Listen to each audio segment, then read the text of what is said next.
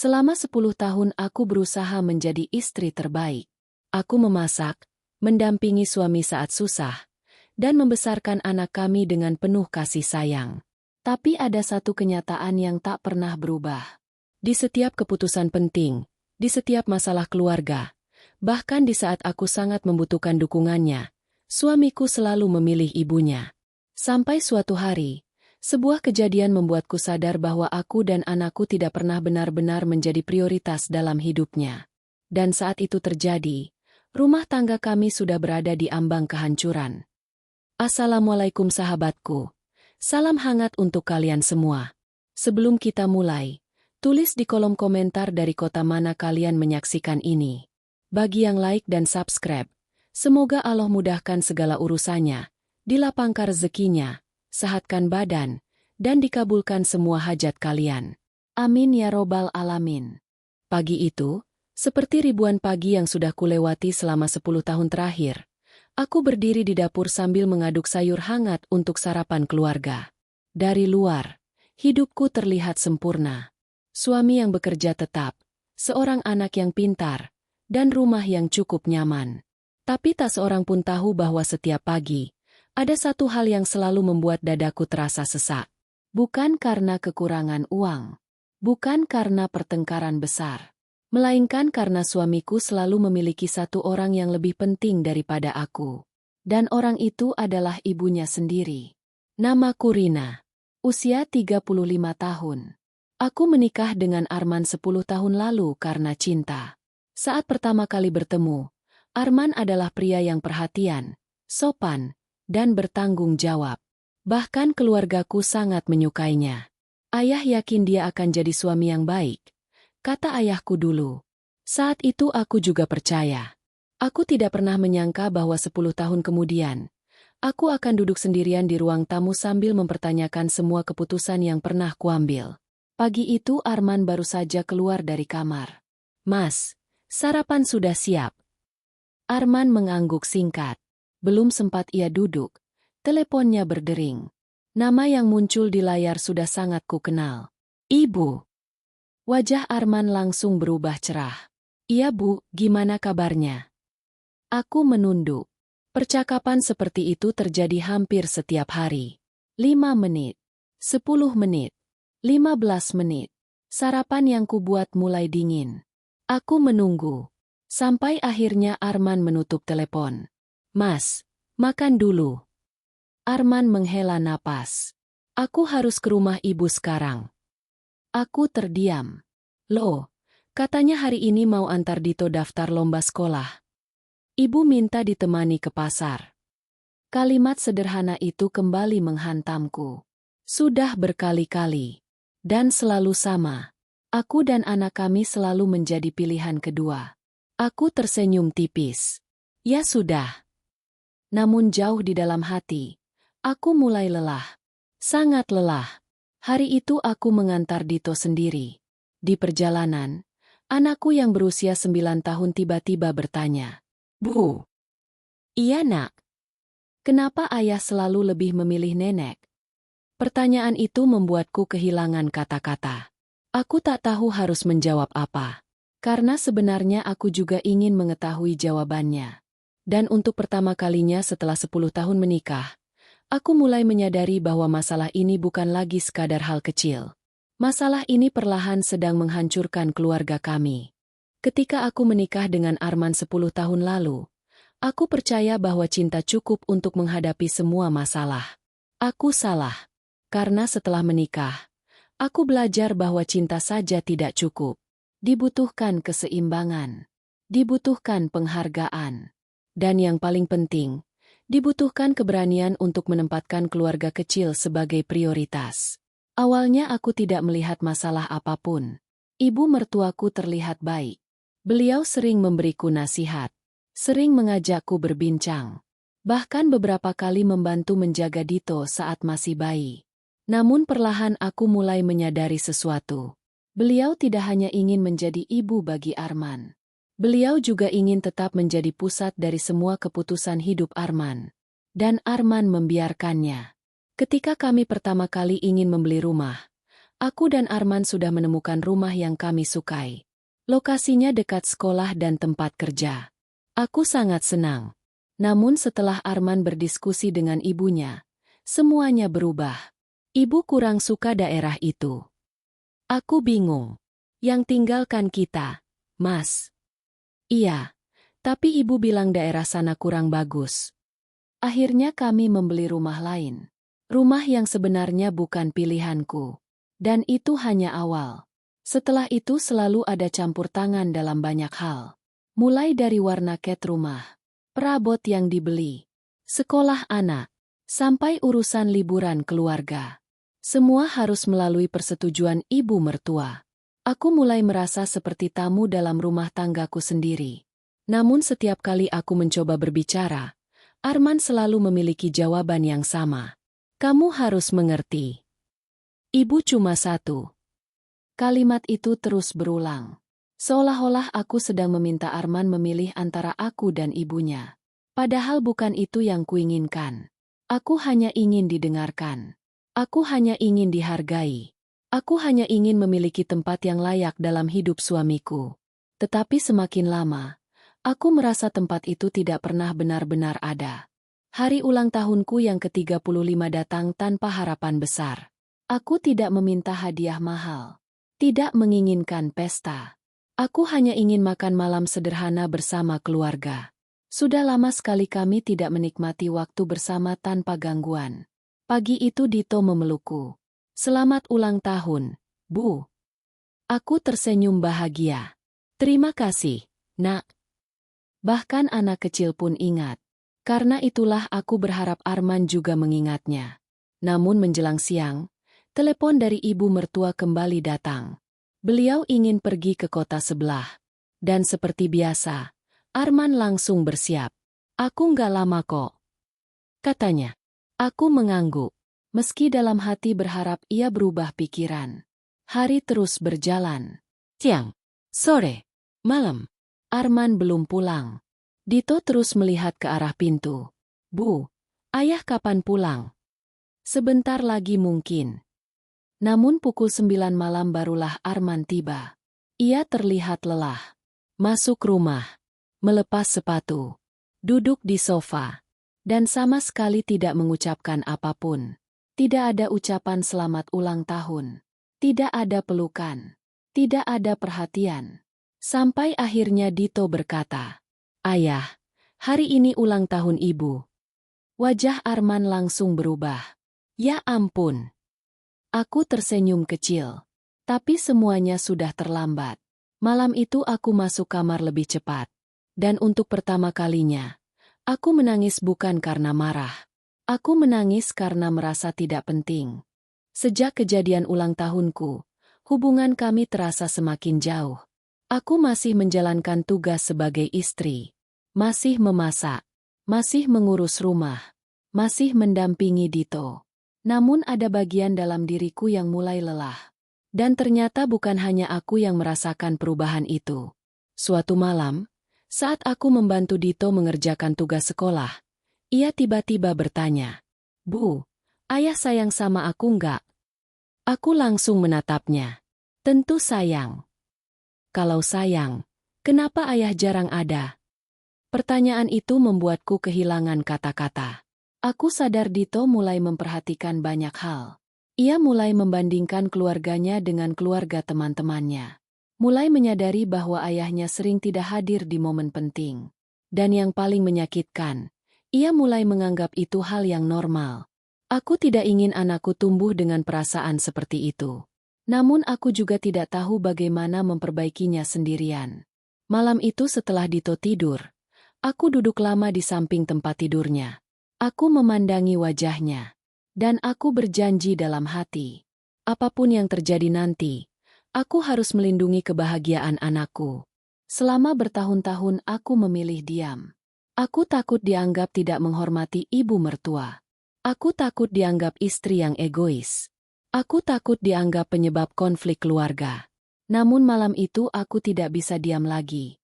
Setelah Dito tidur, aku mengajak Arman berbicara. "Mas, aku mau bicara."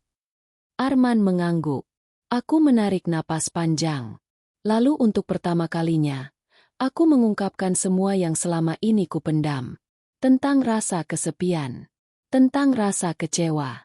Tentang ulang tahun yang terlupakan. Tentang Dito yang mulai merasa diabaikan.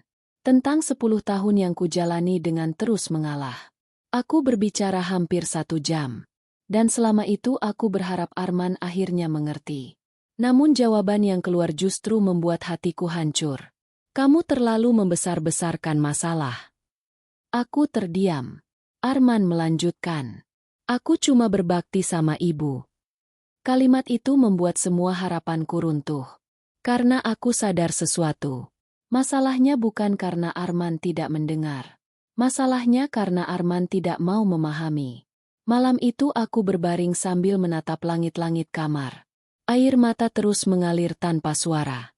Dan untuk pertama kalinya dalam 10 tahun pernikahan kami, aku mulai bertanya pada diriku sendiri. Berapa lama lagi aku sanggup bertahan seperti ini? Percakapan malam itu tidak mengubah apapun. Hari-hari berikutnya berjalan seperti biasa.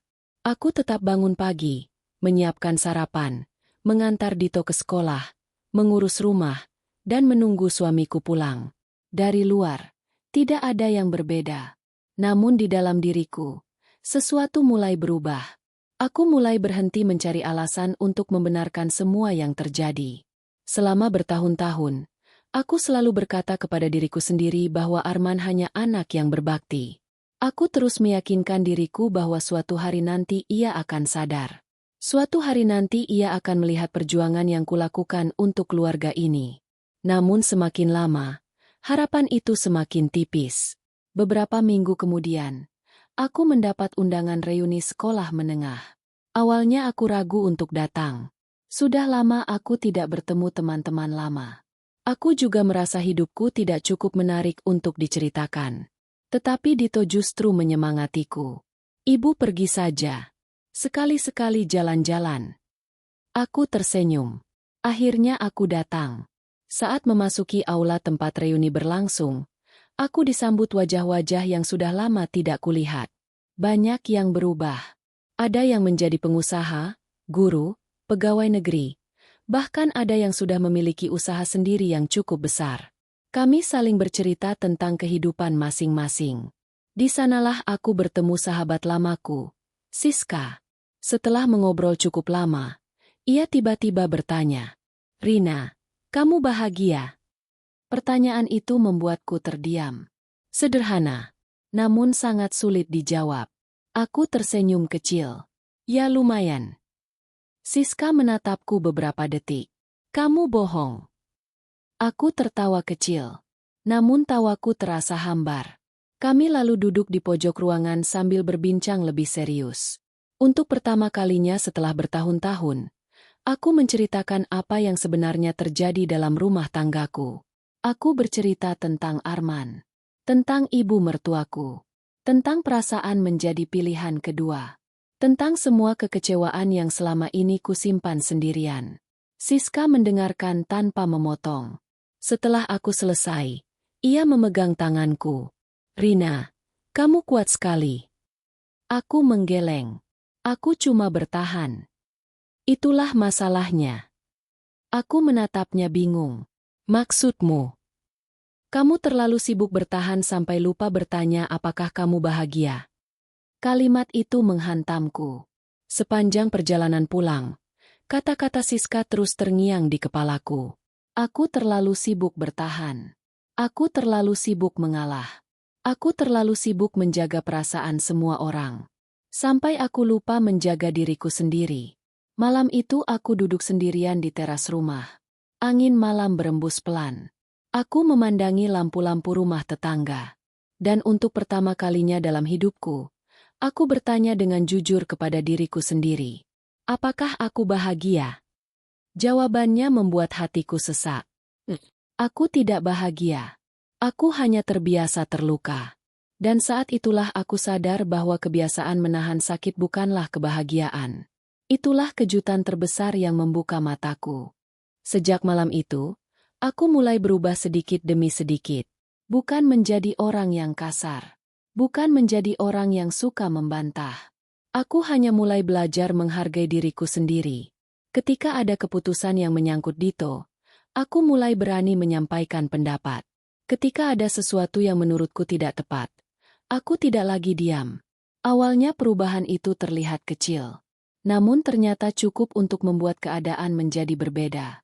Suatu hari, ibu mertuaku meminta Dito ikut kegiatan keluarga besar di luar kota pada akhir pekan. Masalahnya, hari yang sama adalah jadwal lomba akademik yang sudah dipersiapkan Dito selama berbulan-bulan. Aku berkata dengan sopan, "Maaf Bu, kali ini Dito harus ikut lomba." Beliau terlihat tidak senang. Namun aku tetap pada keputusan itu. Malamnya Arman berbicara kepadaku. "Kenapa kamu menolak permintaan ibu?" Aku menarik napas panjang. Karena Dito punya kegiatan penting. Kan bisa lain kali. Aku menatap suamiku. "Mas, selama ini semua yang berkaitan dengan kita selalu harus mengalah. Sampai kapan?" Arman terlihat kesal. "Aku nggak suka cara bicaramu sekarang." Aku tersenyum pahit. Padahal selama bertahun-tahun aku sudah berbicara dengan cara yang sangat lembut. Hasilnya tetap sama. Perbedaan kali ini hanya satu. Aku tidak lagi langsung mengalah. Sejak saat itu, hubungan antara aku dan Arman semakin dingin. Bukan karena pertengkaran besar, melainkan karena jarak yang terus melebar. Aku mulai menyadari bahwa selama ini kedamaian yang ada di rumah bukanlah karena masalah telah selesai, melainkan karena aku selalu menjadi pihak yang mengalah. Dan ketika aku berhenti mengalah, semua ketidakseimbangan itu mulai terlihat jelas. Dito juga mulai memperhatikan perubahan tersebut. Namun ia justru terlihat lebih dekat denganku. Mungkin karena untuk pertama kalinya ia melihat ibunya berani memperjuangkan sesuatu. Aku tidak tahu kemana semua ini akan berakhir. Tetapi satu hal yang pasti. Aku tidak bisa kembali menjadi Rina yang dulu. Rina yang selalu diam. Rina yang selalu menerima. Rina yang selalu mengorbankan dirinya sendiri. Hari yang mengubah semuanya datang tanpa peringatan. Hari itu adalah final lomba tingkat kota yang diikuti Dito. Ia telah belajar selama berbulan-bulan.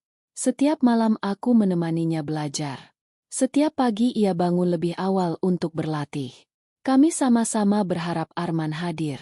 Untuk sekali saja. Untuk satu momen penting dalam hidup anaknya. Malam sebelum lomba, Dito bahkan berkata, "Bu, besok ayah datang kan?" Aku tersenyum. "Ayah bilang akan datang." Wajah Dito langsung berbinar. Aku melihat harapan besar di matanya. Namun keesokan paginya, telepon itu kembali datang. Telepon yang selama bertahun-tahun selalu menjadi awal dari kekecewaan kami. Ibunya meminta ditemani menghadiri acara keluarga mendadak. Dan seperti yang sudah bisa kutebak, Arman memilih pergi. Aku mencoba menahannya. "Mas, hari ini final lomba Dito. Aku cuma sebentar." Dia menunggu ayah. "Aku usahakan datang." Kalimat itu terdengar familiar. Terlalu familiar. Saat lomba berlangsung, kursi yang seharusnya ditempati Arman tetap kosong. Aku terus melihat ke arah pintu. Namun ia tidak datang. Ketika nama Dito diumumkan sebagai juara pertama, seluruh ruangan bergemuruh oleh tepuk tangan. Aku menangis haru. Dito tersenyum lebar. Tetapi ketika turun dari panggung, matanya langsung mencari seseorang. Ayahnya. Dan orang itu tidak ada. Dalam perjalanan pulang, Dito duduk diam. Tidak seperti biasanya. Akhirnya ia berkata pelan, "Aku sudah nggak berharap lagi ayah datang." Kalimat itu seperti menghentikan waktu. Aku menoleh ke arahnya. Wajahnya datar. Tidak marah. Tidak sedih. Justru itu yang membuatku semakin hancur. Karena anakku sudah belajar untuk tidak berharap. Dan saat itulah aku membuat keputusan terbesar dalam hidupku. Aku tidak bisa terus membiarkan ini terjadi. Aku harus melakukan sesuatu. Bukan hanya untuk diriku, tetapi juga untuk masa depan anakku. Beberapa minggu setelah kejadian lomba, aku mengajak Arman berbicara. Bukan dengan emosi. Bukan dengan kemarahan. Aku sudah terlalu lelah untuk marah. Aku hanya ingin jujur. Mas, aku ingin kita berpisah sementara. Wajah Arman langsung berubah. Apa? Aku butuh waktu. Kamu serius? Aku mengangguk. Untuk pertama kalinya, Arman terlihat benar-benar terkejut. Mungkin karena selama ini ia selalu yakin aku akan bertahan. Dan memang benar. Selama 10 tahun aku selalu bertahan. Namun setiap orang memiliki batas. Aku juga. Hari-hari setelah itu terasa berat. Sangat berat. Aku pindah sementara bersama Dito. Rumah yang dulu penuh kenangan kini terasa asing. Arman beberapa kali mencoba menghubungi kami. Namun masalah yang sebenarnya bukan kurangnya komunikasi. Masalahnya adalah pola yang sudah berlangsung terlalu lama. Bulan demi bulan berlalu. Kami mencoba memperbaiki hubungan. Mencoba berbicara. Mencoba memahami. Tetapi luka yang terkumpul selama 1 dekade tidak mudah disembuhkan. Pada akhirnya kami sama-sama menyadari satu kenyataan. Kadang sebuah hubungan tidak hancur karena satu kesalahan besar. Kadang hubungan hancur karena ribuan kekecewaan kecil yang terus dibiarkan. Dan itulah yang terjadi pada kami. Hari ketika semuanya benar-benar berakhir datang dengan sangat tenang. Tidak ada teriakan. Tidak ada keributan. Tidak ada drama. Hanya 2 orang yang duduk berhadapan sambil menyadari bahwa mereka telah kehilangan sesuatu yang sangat berharga. Rumah tangga kami runtuh bukan karena kurang cinta. Tetapi karena cinta itu terlalu lama diabaikan. 2 tahun berlalu sejak perpisahan itu. Hidupku berubah banyak. Awalnya tidak mudah. Ada hari-hari ketika aku menangis sendirian. Ada malam-malam ketika aku mempertanyakan semua keputusan yang kuambil. Namun perlahan aku menemukan kembali diriku sendiri. Aku mulai fokus membangun kehidupan yang lebih tenang untukku dan Dito. Anakku tumbuh menjadi pribadi yang lebih ceria. Prestasinya semakin baik. Dan yang paling penting, ia tidak lagi hidup dalam kekecewaan yang terus berulang. Suatu sore, ketika matahari mulai tenggelam, seseorang datang ke rumah. Arman. Sudah lama kami tidak berbicara cukup lama. Rambutnya kini mulai dipenuhi uban. Wajahnya terlihat jauh lebih tua. Ia duduk di teras sambil memandangi halaman. Beberapa menit berlalu dalam keheningan. Lalu ia berkata, "Rina, aku baru sadar sesuatu." Aku menatapnya. "Apa?" "Aku menghabiskan terlalu banyak waktu berusaha menjadi anak yang baik sampai lupa menjadi suami dan ayah yang baik." Kalimat itu membuatku diam. Karena itulah inti dari semua masalah kami selama ini. Bukan soal ibu mertua. Bukan soal keluarga besar. Tetapi soal keseimbangan yang tidak pernah dijaga. Arman menunduk. Aku menyesal. Aku tersenyum kecil. Penyesalan memang penting.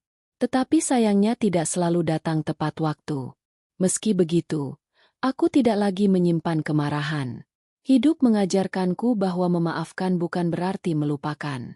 Memaafkan berarti melepaskan beban yang terlalu lama dipikul.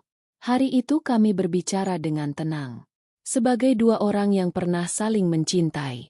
Sebagai 2 orang yang belajar dari kesalahan masa lalu. Saat Arman pulang, aku memandang langit senja yang berwarna keemasan. Dan aku memahami satu pelajaran yang sangat berharga.